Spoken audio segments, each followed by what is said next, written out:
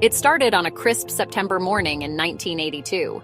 7 unsuspecting people in the Chicago area, normal folks just going about their lives, took a simple, over-the-counter pain reliever. They thought it would ease their headaches, reduce their fevers, or soothe their pain. Instead, it killed them. Each victim had one thing in common. They took extra-strength Tylenol capsules that had been laced with potassium cyanide, a deadly poison. Within hours of swallowing the capsules, they collapsed and died. First, it was Mary Kellerman, a 12-year-old girl from Elk Grove Village. Then came Adam Janis, a 27-year-old postal worker from Arlington Heights. His brother Stanley and sister-in-law Teresa, overcome with grief, also took Tylenol from the same bottle while mourning, and they died too. The deaths sent shockwaves through the city.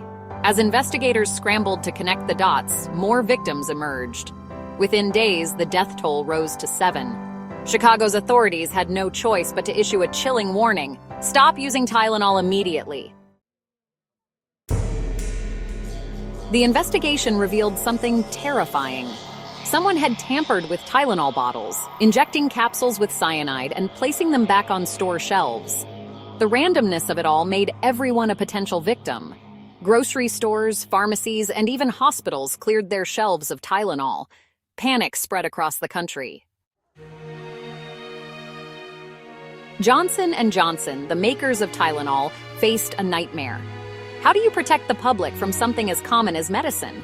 The company pulled over 31 million bottles from stores nationwide, costing them millions of dollars. They also introduced something we take for granted today: tamper-proof packaging. Those foil seals and child-proof caps you see? They exist because of this tragedy. Despite their efforts, one question still haunted investigators. Who did it? Dozens of suspects were interrogated. One man, James Lewis, was arrested for trying to extort Johnson & Johnson by claiming he was behind the poisonings. But there was no evidence tying him to the actual murders. To this day, the case remains unsolved. The Chicago Tylenol murders changed how we think about safety. It showed us how vulnerable we are, even in something as mundane as taking a pill.